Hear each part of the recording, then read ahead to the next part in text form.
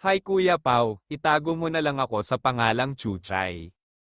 Ako ay mula sa isang lugar sa Lanao del Norte, marami na akong naging ex, ngunit wala ni isa sa kanila ang nagtagumpay sa akin. Mula pa ako sa Cotabato, ngunit umuwi ako dahil sa aking mga magulang. Isa sa mga dahilan ng aking pag-uwi ay ang pangungulila ko sa kanila. Nagtrabaho ako sa Cotabato noong taon ng 2018, ngunit hindi na ako bumalik dahil ayaw ko nang mapalayo sa aking mga magulang. Ako ang bunso sa aming 5 magkakapatid.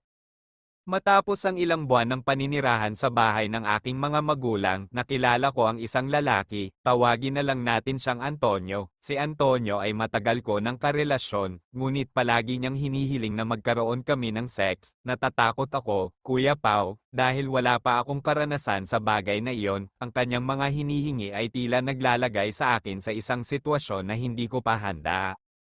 Palagi niyang pinipilit